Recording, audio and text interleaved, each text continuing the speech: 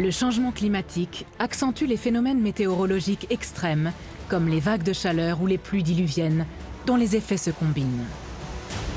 Une menace pour les humains comme pour les écosystèmes. C'est une zone de captage de l'eau potable et on s'attend à des bouleversements majeurs. Les milieux naturels, déjà fragilisés par le manque d'eau, résistent moins bien à la violence des pluies torrentielles. Ces événements composites, par exemple les événements de chaleur extrême suivis de fortes précipitations, n'étaient pas vraiment sur le radar. La succession de canicules et d'intempéries brutales transforme le visage de notre planète. Si le CO2 est moins absorbé, une plus grande quantité reste dans l'atmosphère, ce qui risque d'accentuer le réchauffement climatique. L'oscillation de la météo entre les extrêmes n'est pas sans conséquences. Comment y faire face ?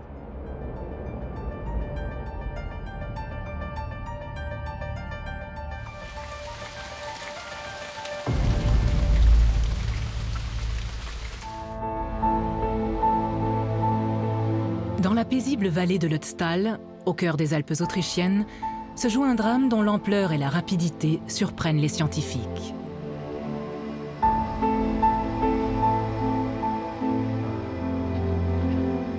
Le glaciologue Christoph Mayer de l'Académie bavaroise des sciences grimpe sur un glacier à 3000 mètres d'altitude pour mesurer les effets du changement climatique.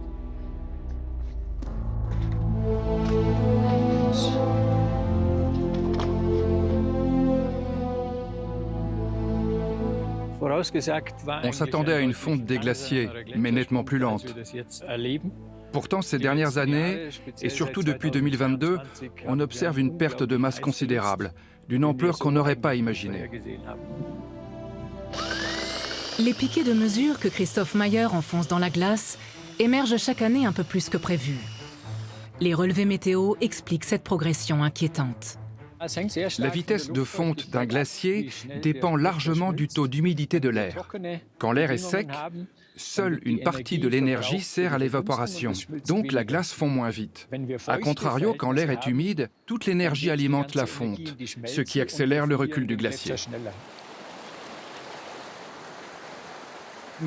On a constaté qu'avec le dérèglement climatique, de l'air saturé en humidité a tendance à stagner au-dessus du glacier, ce qui accentue d'autant plus la fonte de la glace.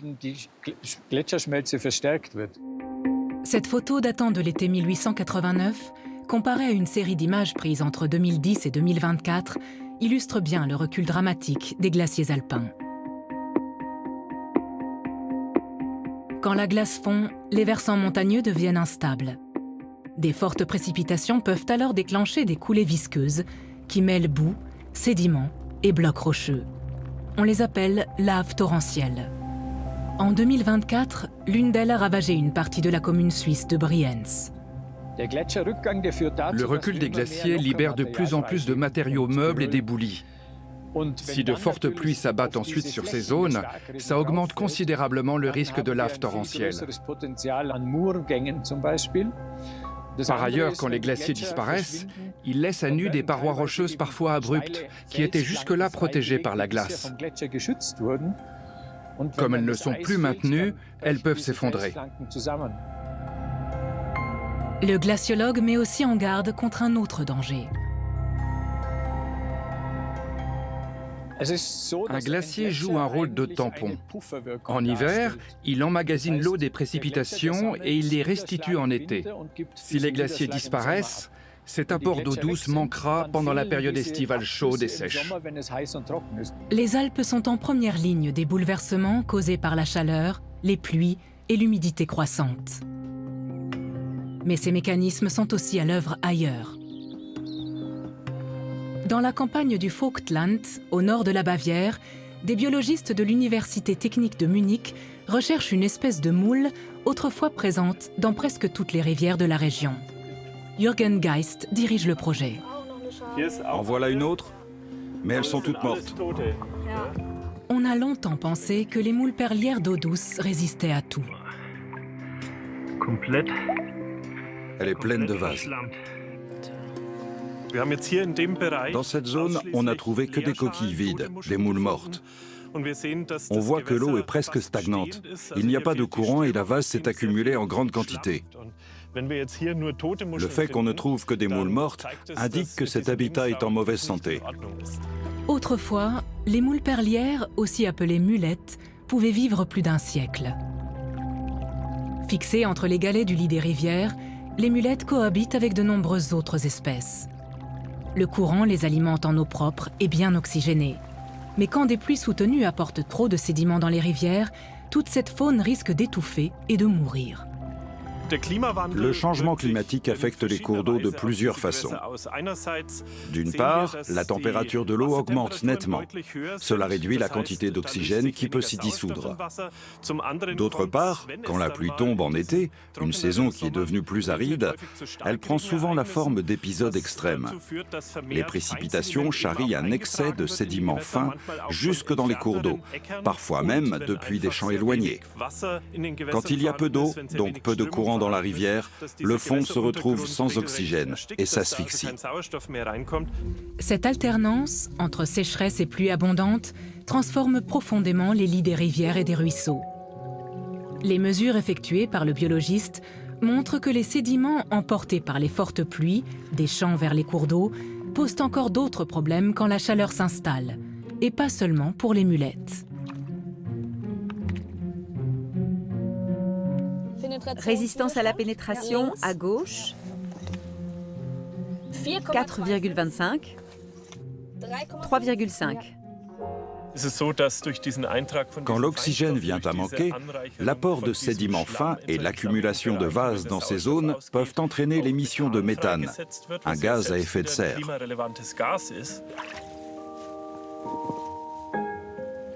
Pour sauver les moules perlières d'eau douce, Jürgen Geist s'est mis en quête de segments de rivières qui ne s'assèchent pas pendant la période estivale et ne s'envasent pas non plus en cas de forte pluie. L'oxygénation est très bonne. On est à plus de 350 dans le substrat.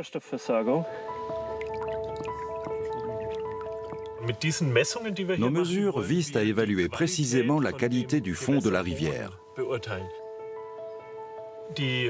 La moule perlière est une espèce bio-indicatrice qui nous renseigne sur l'état de cet écosystème aquatique. Elle est particulièrement exigeante parce qu'elle met jusqu'à 5 ans à se développer dans ce milieu interstitiel. Avant d'atteindre leur maturité, les jeunes moules restent enfouis dans le lit profond de la rivière pendant environ 5 ans. À ce stade, un excès de vase peut leur être fatal. Oh ja, da ist wirklich einiges drin. Cette boîte en plastique aide les scientifiques à mesurer la quantité de vase qu'un épisode pluvieux intense charrie dans la rivière. On mesure comme ça la vitesse à laquelle les interstices entre les graviers, qui sont censés rester dégagés, se colmatent. C'est nocif pour tous les organismes qui vivent là, y compris les jeunes moules qui s'y enfouissent. Les mulettes perlières filtrent leur nourriture dans l'eau et contribuent ainsi à sa purification, au bénéfice aussi de l'être humain. Ce méandre longe une prairie humide à l'écart des terres cultivées. Il y a encore de l'oxygène à 10 cm dans le substrat. Ici, au moins par endroit, on voit qu'on a un taux d'oxygène suffisant. C'est donc un site prometteur. Ça nous donne l'espoir de pouvoir empêcher l'extinction de cette espèce. Et de préserver la biodiversité des cours d'eau, malmenés par les perturbations climatiques. Si les phénomènes météo extrêmes se multiplient, c'est d'abord à cause de changements dans l'atmosphère. Le physicien Émile Clapeyron, l'un des 72 savants au nom gravé sur la tour Eiffel, a établi ce phénomène dès 1834. Son équation décrivant le lien entre chaleur et humidité fait encore référence aujourd'hui. La climatologue Valérie Masson-Delmotte étudie les conséquences du dérèglement climatique pour le compte du GIEC. L'équation elle joue un rôle fondamental dans le fonctionnement du climat, puisqu'elle relie la température de l'air à la quantité de vapeur d'eau que l'atmosphère peut contenir. Clapeyron a démontré que plus l'air se réchauffe, plus il peut contenir d'humidité. On sait aujourd'hui que cette capacité augmente d'environ 7% par degré supplémentaire. Avec un réchauffement global de 2,5 degrés, le volume et la teneur en humidité des nuages pourraient progresser d'environ 17,5%.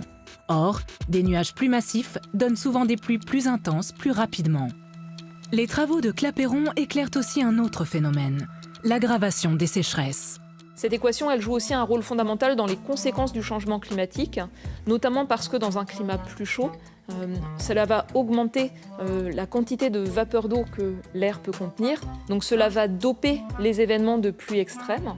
Et puis comme cet air est plus chaud, quand on a une période sans pluie, ça va vider plus vite les sols de leur humidité et ça va également aggraver les sécheresses. Plus la planète se réchauffe, plus les extrêmes climatiques se multiplient, souvent au détriment des mêmes régions.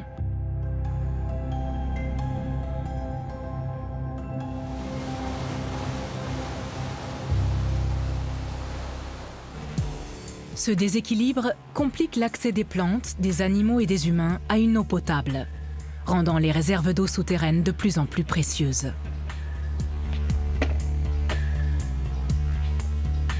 Le parc national de Hainich s'étend au cœur de l'Allemagne, en Thuringe. Depuis 8 ans, des chercheurs de l'université de Jena se rendent sur place pour étudier les effets des sécheresses et canicules répétées sur la qualité des eaux souterraines.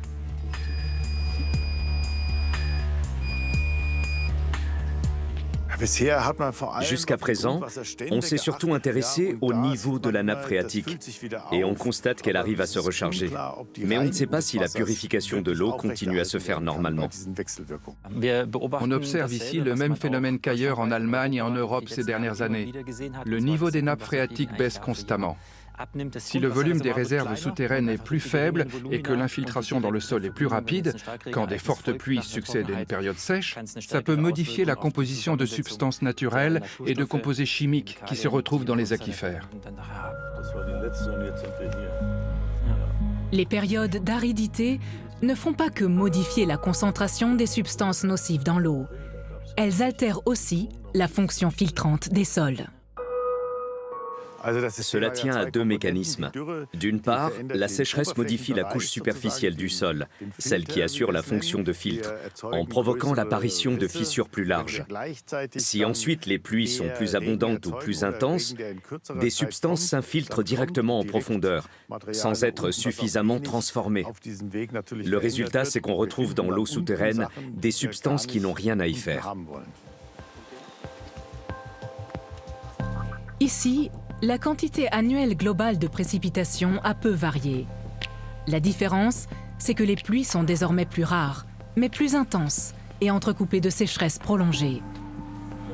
Ces périodes sèches affectent la capacité naturelle des sols à purifier l'eau. Elle s'est dégradée d'environ 10% en 8 ans.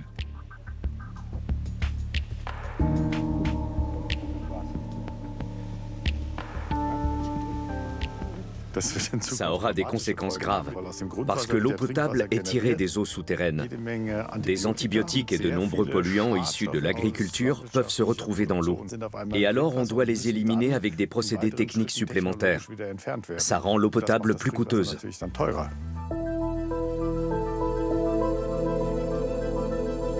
Que faudrait-il faire pour enrayer cette évolution ?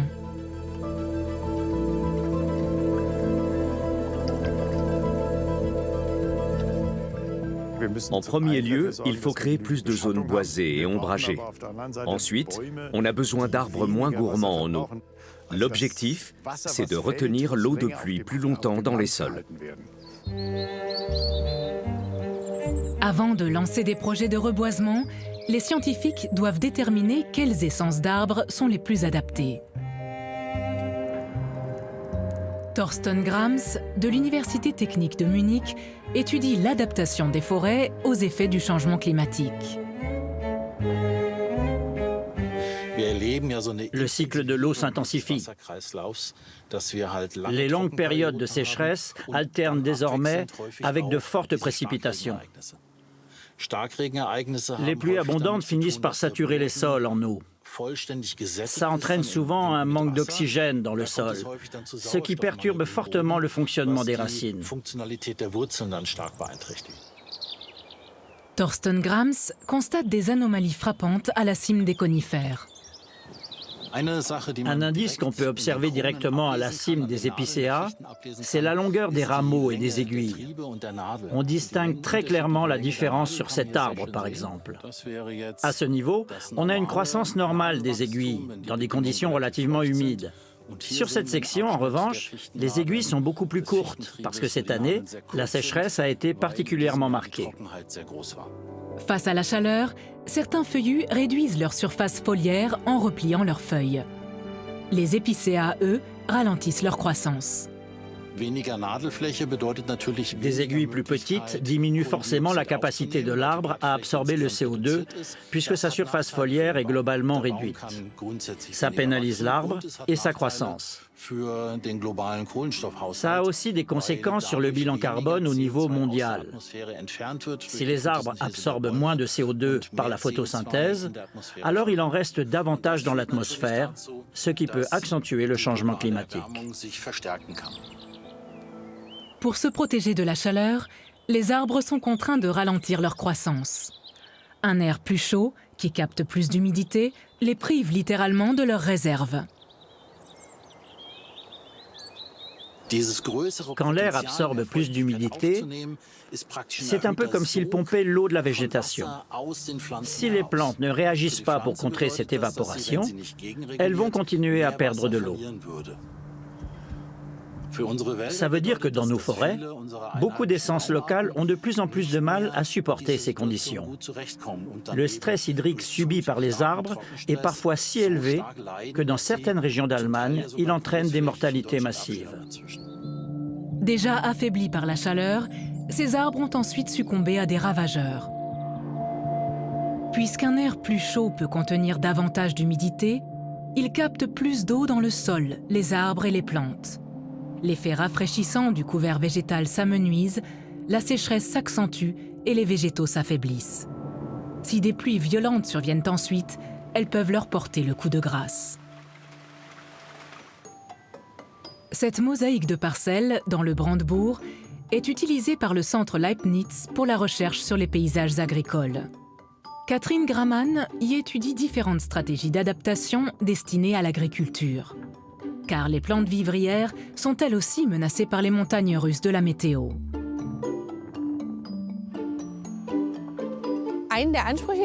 Un des objectifs de cette expérience est d'étudier quels systèmes de culture sont capables de s'adapter au changement climatique, et en particulier de faire face aux phénomènes météo extrêmes ou aux longues sécheresses. La stratégie principale consiste à diversifier les cultures pour répartir le risque. Des capteurs d'humidité placés à différentes profondeurs dans le sol doivent révéler s'il existe des associations de cultures plus résistantes que d'autres à la sécheresse et aux fortes précipitations.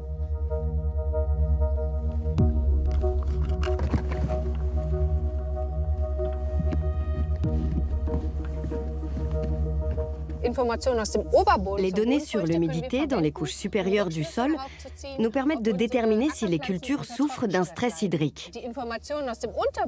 De leur côté, les données issues des couches plus profondes nous renseignent sur la capacité du sol à se recharger en eau au fil de l'année lors des périodes d'intempéries plus longues.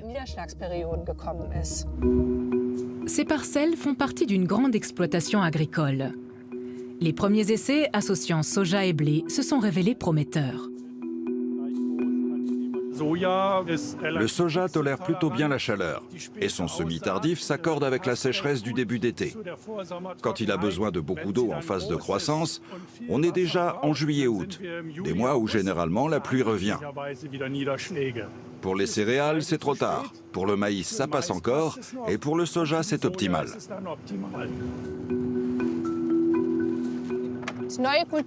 Cultiver différentes espèces végétales s'accompagne souvent de différents systèmes racinaires qui n'exploitent pas les mêmes couches du sol. Leurs besoins en ressources, notamment en lumière et en eau, diffèrent et varient aussi. Le soja sert surtout à produire de l'huile et de l'alimentation pour le bétail. Il ne remplacera pas les céréales dans nos assiettes. Mais sa capacité à enrichir les sols en azote améliore le rendement des cultures suivantes. Et son cycle de culture diffère de celui du blé ou de l'orge, ce qui ne l'expose pas aux mêmes risques. De fortes pluies risquent de lessiver les semences en même temps que le sol. À l'inverse, les cultures qui sont déjà bien avancées dans leur croissance et qui ont eu le temps de développer leurs racines sont généralement plus résistantes au manque d'eau en cas de période de sécheresse prolongée. Néanmoins, les épisodes météo de forte intensité menacent notre sécurité alimentaire.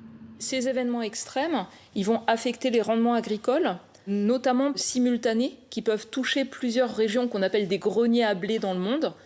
Et si ça se produit de manière simultanée, avec des baisses de rendement agricole, et donc ça peut dégrader en fait la sécurité alimentaire mondiale. Le maître mot ici, c'est la résilience. Il faut renforcer la stabilité des écosystèmes face aux différentes perturbations qui peuvent être extrêmes. Qu'il s'agisse des forêts, des villes ou des cours d'eau, renforcer cette résilience est pertinent dans tous les cas. Mais la résilience peut aussi jouer contre nous. Celle des insectes ravageurs, par exemple, leur permet de prospérer. Den Stängel da rausziehst, dann merkst du, dass er ganz leicht rausgeht. Und hier schon die Symptome hat. Das ist eine symptomatische Pflanze, das ist ein symptomatischer Stängel.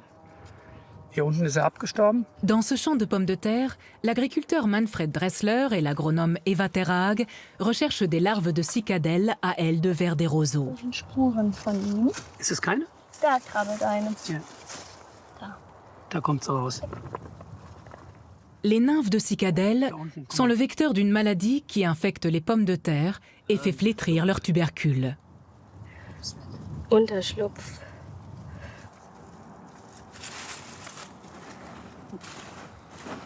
La variété cultivée ici était pourtant considérée jusque-là comme peu attractive pour l'insecte. Die ist auch ein bisschen weich. Force est de constater que chaque année, la nature et la cicadelle ont une longueur d'avance sur nous. C'est une course permanente contre la montre et les insectes qui nous demandent des approches alternatives. Les scientifiques sont sous pression pour proposer ou au moins rechercher des solutions. Les chercheurs de l'Institut allemand Julius Kühn de recherche sur les plantes cultivées sont inquiets. Les cicadelles des roseaux ont quitté les roselières et poursuivent leur expansion. D'abord identifiées sur les betteraves sucrières, elles s'attaquent désormais aussi aux pommes de terre. Afin de protéger les récoltes de l'insecte ravageur, Eva Terhaag tente de décrypter les signaux vibratoires par lesquels les cicadelles communiquent.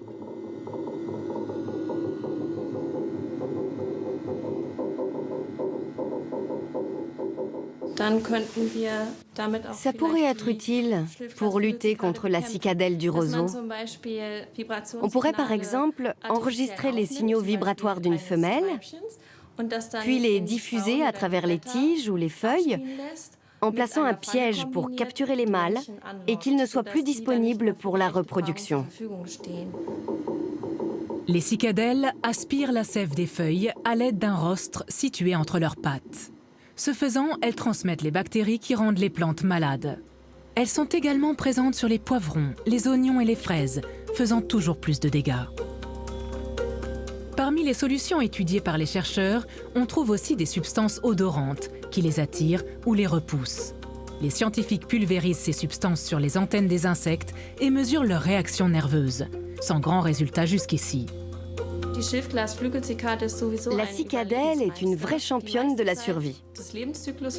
Elle passe l'essentiel de son cycle de vie sous terre au stade de nymphe. Comme ça, elle est protégée du froid hivernal. Et même en cas de forte pluie, sa mobilité dans le sol lui permet probablement de se déplacer vers des zones plus sèches. Ce comportement n'a pas encore été étudié en détail. Mais on sait qu'elle peut se réfugier dans des couches plus profondes du sol. Les petites cicadelles font partie des grands gagnants du changement climatique. Dans le Brandebourg, le soja est prêt à être récolté. Si la légumineuse venue d'Asie se plaît en Allemagne, les agriculteurs pourraient renoncer aux importations coûteuses et polluantes des fèves de soja. Aujourd'hui, elles sont principalement cultivées en Amérique du Sud.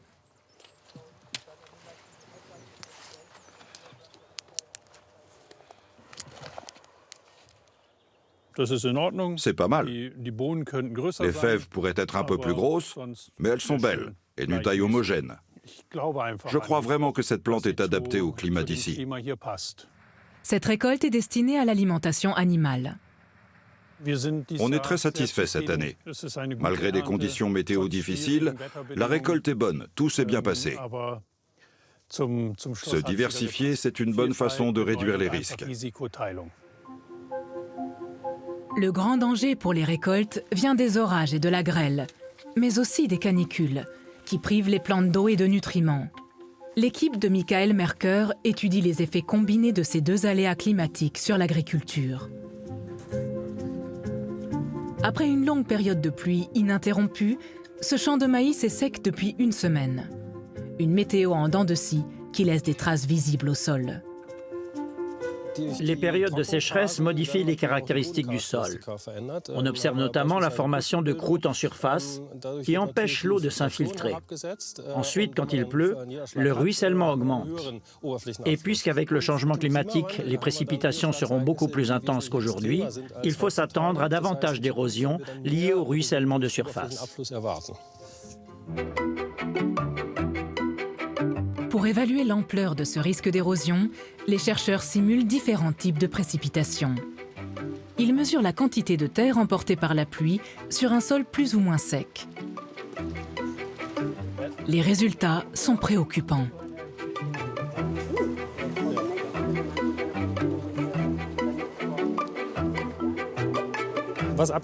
Ce qui est emporté, c'est la couche arable, la plus fertile. Donc à terme, l'érosion du sol réduit les rendements agricoles, car les plantes ne peuvent plus puiser autant de nutriments. Et puisque l'épaisseur du sol diminue, sa capacité à retenir l'eau se réduit elle aussi. Des pluies torrentielles qui succèdent à une période d'aridité peuvent totalement lessiver la terre fertile des champs. Les villes et les communes aussi sont toujours plus exposées aux colères du ciel. Bedburg, en Rhénanie, a connu une nuit de cauchemar le 8 septembre 2025. Entre 160 et 180 litres d'eau par mètre carré ont submergé ce lotissement récent. La famille Walter revient sur place. Après avoir emménagé dans la maison de leurs rêves en 2023, ils ont dû la quitter en septembre 2025, après ces fortes inondations. L'eau s'est frayé un chemin dans tout le quartier, et jusque dans les maisons, arrachant les joints de fenêtres et fragilisant les fondations. Ça fait un drôle d'effet de revenir ici. Les images de cette nuit me reviennent régulièrement en tête. Il pleuvait des trompes d'eau, des torrents de boue ont dévalé le petit chemin qui va au jardin, et ils ont très vite inondé tous les terrains. L'eau est montée jusqu'à ce niveau. Pour éviter une catastrophe, je suis sorti dans la rue et j'ai sonné à toutes les portes pour réveiller les voisins. Ce lotissement faisait pourtant figure de projet modèle, doté de son propre bassin de rétention d'eau, capable d'accueillir des pluies extrêmes, censées jusqu'à ce jour ne survenir qu'une fois par siècle. Mais urbanistes et architectes n'avaient pas anticipé les flots qui dévaleraient des collines voisines.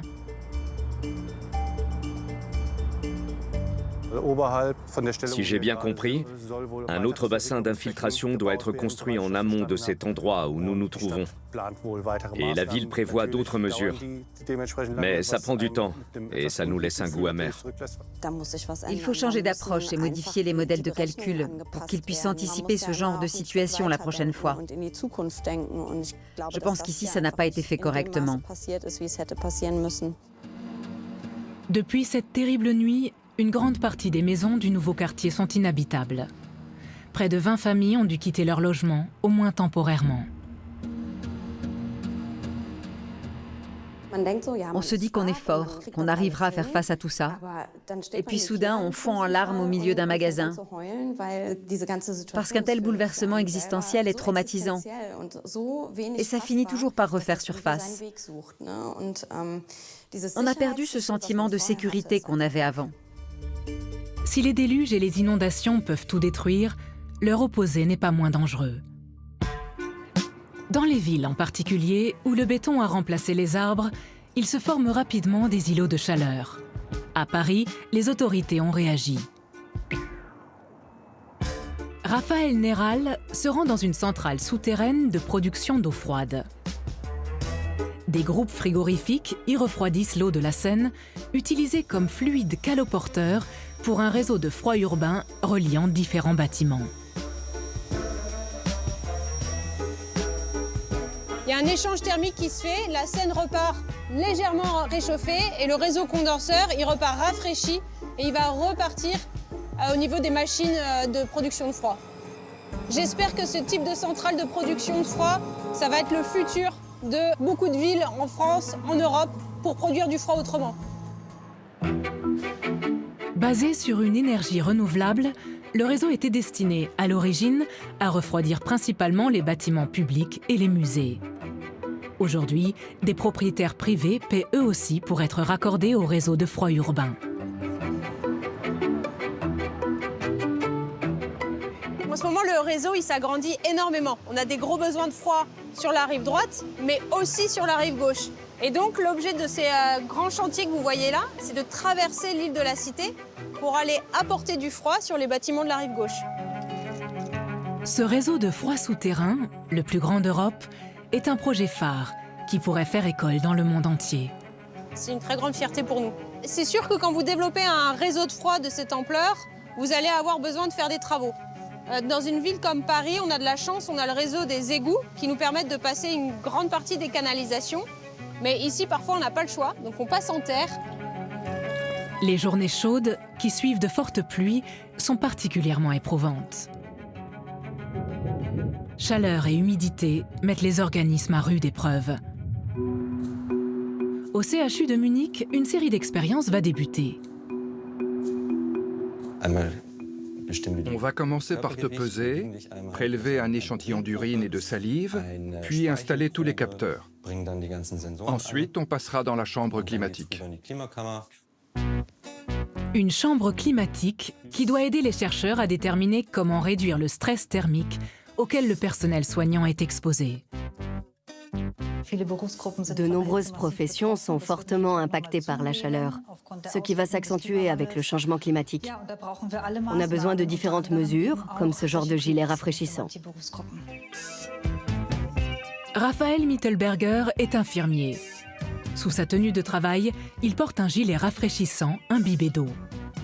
Avant l'expérience, les chercheurs mesurent le taux de plusieurs hormones du stress et recueillent des données comme le poids, la fréquence cardiaque, la tension artérielle ou encore la température corporelle.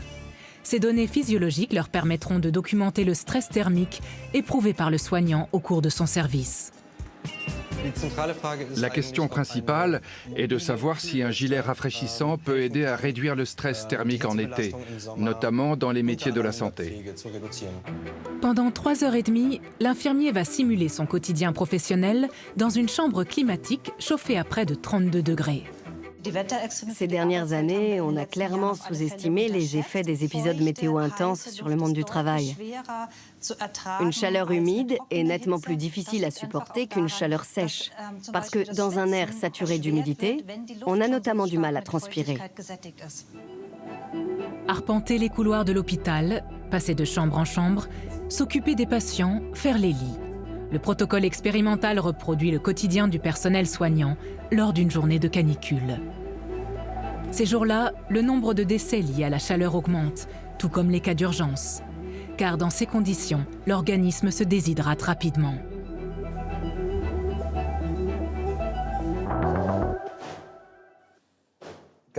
Reste calme, retiens ta respiration. Voilà, c'est bon. Si je fais un rapide calcul de tête, on arrive à environ 700 ml de transpiration. Malgré le gilet, l'infirmier transpire à peu près autant que pendant une heure de sport d'endurance. Il faut absolument poursuivre les recherches sur le sujet. On doit en savoir plus sur les professions qui sont les plus exposées et dans quelle mesure. Et puis, dans un second temps, il faut transmettre ces informations et en tirer des mesures concrètes et applicables en conditions réelles. Le gilet rafraîchit le corps grâce à l'évaporation de l'eau imbibée dans le tissu. Des essais comparatifs sans gilet doivent encore permettre d'en confirmer l'efficacité. Retour dans la campagne bavaroise. Cette station mythilicole va tenter de relever un défi important. Pratiquer l'élevage des moules perlières d'eau douce pour assurer leur survie. Sa capacité à filtrer les polluants présents dans l'eau en fait une espèce précieuse pour nos rivières.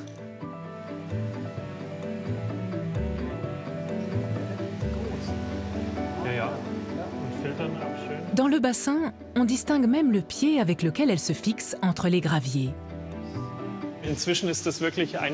L'élevage est une méthode qui fonctionne très bien et qui est devenue un outil essentiel. Mais il faut garder à l'esprit que ça ne résoudra pas les problèmes dans les cours d'eau naturels. Une fois qu'elles seront réintroduites dans leur milieu, ces jeunes moules d'élevage doivent pouvoir retrouver un habitat adapté. En été, les moules femelles libèrent leurs larves, appelées glaucidies. Elles dérivent avec le courant de la rivière ou du ruisseau jusqu'à se fixer dans les branchies d'une truite. Elles s'y développent alors pendant une dizaine de mois avant de se détacher et se laisser tomber au fond de l'eau. Une seule moule peut produire plusieurs millions de larves chaque été, ce qui facilite grandement leur élevage. Étudier les jeunes moules peut nous en apprendre beaucoup sur la restauration des cours d'eau. Comme elles sont marquées, on peut suivre leur déplacement dans le milieu aquatique et mieux comprendre quelles mesures de renaturation sont réellement efficaces. Une fois qu'elle quitte les branchies de la truite, la larve s'enfouit dans le substrat du cours d'eau pendant encore 5 ans. Une fois adulte, la moule remonte ensuite et se fixe entre les graviers. Les larves d'élevage grandissent dans des bacs protégés pour leur éviter de mourir étouffées dans la vase charriée par les fortes pluies. Dans la nature, elles ne pourront survivre que dans des tronçons de rivières capables de résister aux conditions extrêmes. Ces moules ont environ 3 ans. Ça montre que la qualité de l'eau dans ces bacs leur permet de poursuivre leur croissance. C'est très encourageant. Et si l'élevage est pratiqué de façon aussi rigoureuse qu'ici, on peut espérer qu'il permettra d'empêcher l'extinction de l'espèce. Les chercheurs emportent quelques moules adultes issus de l'élevage. Équipées de mini-émetteurs, elles vont retrouver la vie sauvage dans le segment d'un cours d'eau renaturé il y a quelques années. Ce n'est guère plus qu'un petit ruisseau, mais ce type de restauration partielle pourrait constituer une solution transitoire pour préserver la survie des mulettes. On marque chaque individu pour assurer leur suivi. L'objectif est de contrôler si elles restent sur place, si les zones qu'on a identifiées leur conviennent réellement, ou bien si elles se rétractent dans leur coquille pour tenter de dériver vers d'autres secteurs. Mais pour préserver durablement cet écosystème unique que sont les lits de rivière, des opérations de renaturation à plus grande échelle sont nécessaires. Le Célé, près de Figeac, se trouve à environ 150 km au nord de Toulouse. Il y a une quarantaine d'années, la rivière a été rectifiée et un plan d'eau artificiel a été créé. Mais très vite, des bactéries toxiques ont proliféré dans le Célé, source d'eau potable pour la région. Joël Trémoulet, hydrogéologue de formation, tente aujourd'hui de corriger ces erreurs du passé. Aujourd'hui, on a changé de paradigme, c'est-à-dire qu'on a des variations de débit plus importantes qu'avant, c'est-à-dire des sécheresses plus marquées, des phénomènes de ruissellement et donc des crues plus subites. Le principe de ce type de travaux, on va sur ce principe de solution fondée sur la nature, mais dans l'idée de la faire revenir dans son tracé initial le plus naturel. Où on doit prendre en compte aussi ces questions de changement climatique et aussi la crise de biodiversité. Un énorme chantier d'un coût d'environ 6,6 millions d'euros qui permettra de recréer l'équilibre écologique naturel de la rivière. Le lit du Célé va notamment retrouver son tracé d'origine, sur 500 mètres. Pour mener à bien cet objectif, la chef de projet, Léa Manès, a prévu de nouvelles berges végétalisées, inspirées des contours naturels d'autrefois, sur plus d'1 kilomètre. Pour l'adaptation au changement climatique, ici, on est surtout sur la capacité de résilience du cours d'eau et la possibilité pour les poissons de migrer lorsqu'il fait très chaud. Il faut aussi penser en amont à restaurer des zones humides qui se gorgent d'eau pendant l'hiver et qui restituent l'eau pendant l'été tout doucement, qui évite d'avoir des grosses sécheresses. La biologiste a aussi recréé une forêt alluviale que le fleuve pourra inonder sans danger lors des crues. L'essentiel pour les préparer au changement climatique, il y a aussi le besoin de méandrer qui va être restauré sur ce cours d'eau. Et il y a aussi les arbres, la ripiscible qui est très essentielle pour le cours d'eau, pour faire de l'ombre, pour aussi permettre au cours d'eau de s'auto-épurer. Et tous ces éléments-là sont pris en compte dans le projet et sont valorisés dans le projet. Patrice Jobert, de la Fédération du Lot pour la pêche, soutient les travaux. L'association participe à la préservation et à la protection des milieux aquatiques. L'ancien barrage en béton, encore visible au milieu de la rivière, doit lui aussi être entièrement démantelé. C'est une véritable opportunité pour la rivière. C'est-à-dire que les poissons qui sont en aval demain seront en capacité de franchir ce barrage qui n'existera plus et d'aller coloniser les affluents du Célé. Donc on recrée un cycle en fait de libre circulation des poissons et on améliore à la fois la qualité de l'eau et on améliore la qualité du substrat, du biotope favorable aux poissons qui est originellement peuplé le Célé. À quelques kilomètres en amont, Patrice Jobert et les membres de la Fédération de pêche recensent et documentent régulièrement les espèces de poissons qui peuplent le Célé au moyen de la pêche électrique. Le courant tétanise brièvement les poissons et les attire dans les puisettes.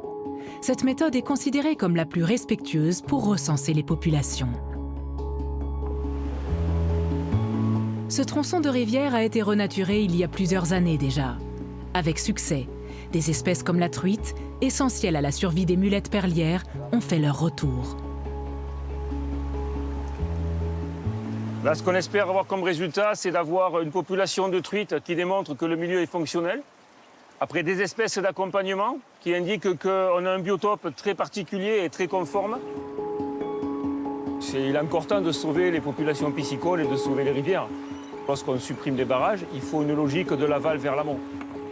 Ce qui est important, comme sur le Célé, c'est d'avoir une cohérence d'action sur tout le bassin versant. Comme ici, l'être humain peut aider les différents milieux naturels à mieux résister aux soubresauts du climat. Dans les bassins du Centre de recherche océanographique Géomar, à Kiel, le biologiste marin Thorsten Reusch cultive des herbes marines, des austères.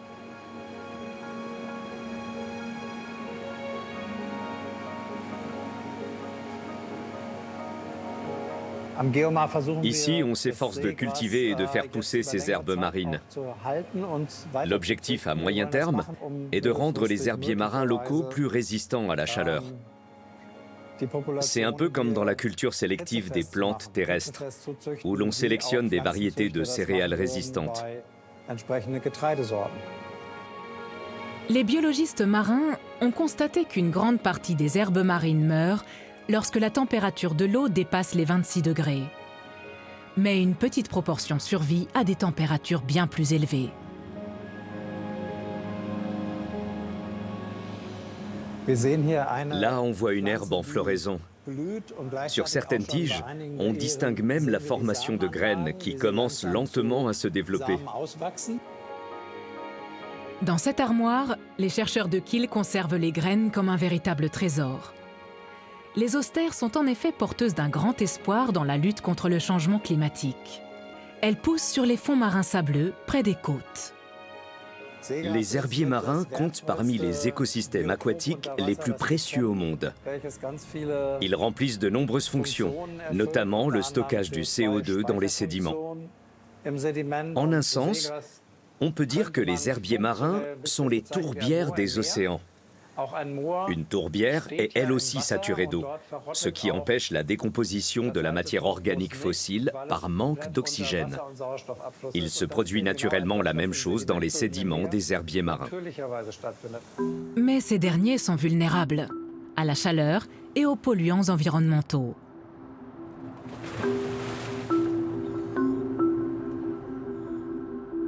Les recherches menées à Kiel doivent contribuer à renforcer les herbiers existants avec de nouveaux plants et à recréer de vastes prairies sous-marines partout dans le monde. Car les herbiers sont des puits de carbone, mais aussi un habitat irremplaçable. De nombreuses espèces marines viennent y frayer et leurs alevins y trouvent refuge.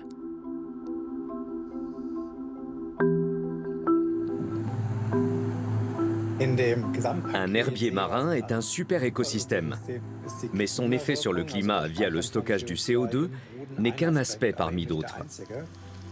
Pour moi, il faut le voir comme un ensemble qui répond à une double crise, celle du climat et celle de la biodiversité, qui touche les milieux aquatiques aussi bien que terrestres. Capter le CO2 de l'atmosphère et le stocker dans les herbiers marins, une piste pour atténuer les effets du changement climatique. Une autre approche prend forme dans les laboratoires de l'Institut Max Planck de microbiologie terrestre, dans la ville allemande de Marbourg.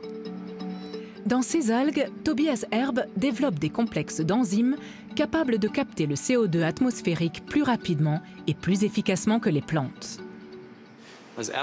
Pouvoir tester en laboratoire, dans des éprouvettes et avec différents composants ce qu'on a imaginé en théorie, c'est une étape importante pour nous. Pour faire une analogie, on a d'abord construit le moteur sur un banc d'essai et là, on l'a enfin intégré à un châssis, en l'occurrence une algue, pour observer les effets dans un organisme vivant. Lors de la photosynthèse, les plantes utilisent la lumière et l'eau pour transformer le CO2 en oxygène, tout en fixant le carbone dans leur biomasse. Le biochimiste, spécialiste du métabolisme, a en quelque sorte repensé ce processus pour s'affranchir de certaines limites propres à la nature. Une plante absorbe le CO2 relativement lentement. Il y a 10 ans, on a commencé à réfléchir à une nouvelle manière d'envisager la photosynthèse. Il nous a fallu des années pour concevoir la solution en laboratoire. Aujourd'hui, on en est au stade où on peut tester ce processus dans des cyanobactéries, des algues. C'est une avancée extraordinaire et aussi une grande satisfaction de voir que, grâce à la biologie de synthèse, l'être humain est capable d'inventer de nouvelles solutions. Un microscope spécialisé permet aux chercheurs de visualiser les résultats obtenus dans les algues. Le CO2 capté ressort en bleu clair. L'algue est naturellement capable de fixer le CO2, mais assez lentement et moins efficacement qu'elle le pourrait. Grâce à ces nouvelles voies métaboliques, elle peut en capter davantage et potentiellement croître plus vite. C'est un avantage majeur pour l'avenir de pouvoir fixer plus de dioxyde de carbone en moins de temps et avec moins d'énergie. Tobias Erb est même allé plus loin. Grâce à une modification génétique, il est parvenu à intégrer ce complexe enzymatique dans du colza. Ces plants modifiés captent dans l'atmosphère près de 10% de CO2 en plus que le colza normal. Rapporté à l'ensemble des végétaux dans le monde, le potentiel de réduction de ce gaz à effet de serre serait considérable. Pour la première fois, on constate que les enzymes sont présentes, que cette nouvelle voie métabolique semble fonctionner au sein de la plante. On est donc très optimiste. Il faut encore procéder à une analyse détaillée des données, mais les premiers résultats sont encourageants. Un projet de recherche ambitieux et particulièrement complexe, combiné avec des mesures plus simples qui peuvent aussi faire la différence. En Bavière, le chercheur Jürgen Geist prévoit une nouvelle utilisation d'anciens étangs piscicoles.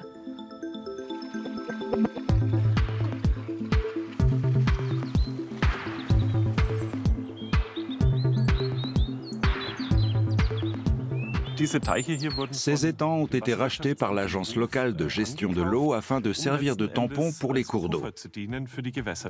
Concrètement, pendant les périodes de sécheresse prolongée, comme celle qu'on connaît de plus en plus souvent en été, ces étangs peuvent redistribuer de l'eau en urgence et éviter l'assèchement des rivières et la mortalité des moules qui les peuplent. De nouvelles plantations, sélectionnées avec soin, peuvent aussi contribuer à atténuer les effets des perturbations climatiques majeures. Ce drone est équipé d'une caméra thermique. Plus les zones apparaissent claires à l'écran, plus la température au sol est élevée.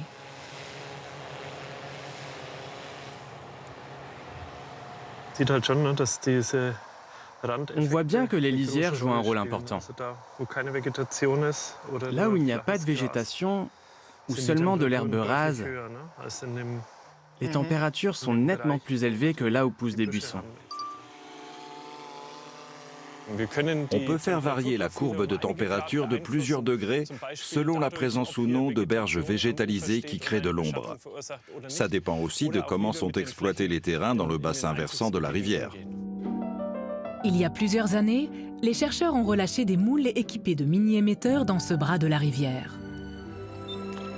Le détecteur indique leur présence. Ce bout de rivière est entouré de prairies humides, loin des terres agricoles cultivées.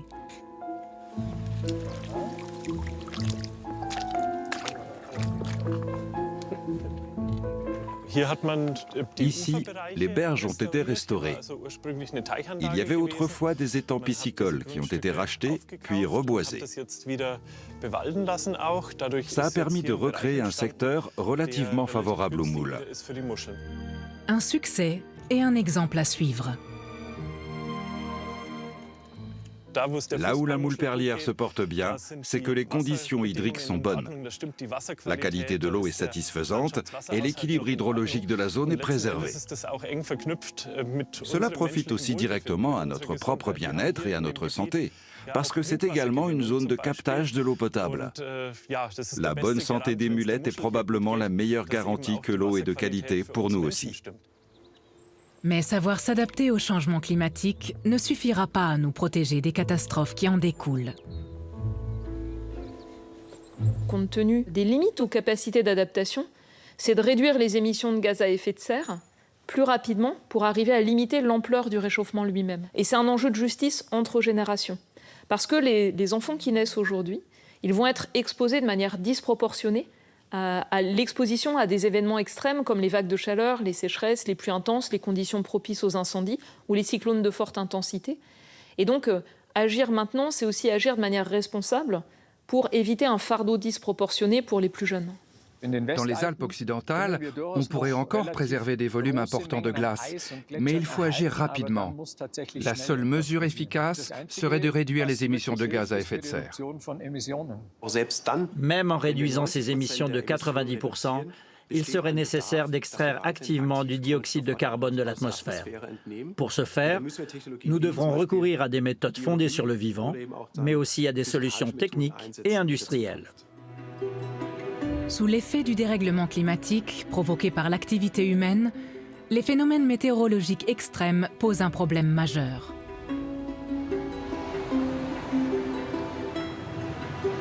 Il est encore temps d'en limiter au moins les conséquences les plus graves.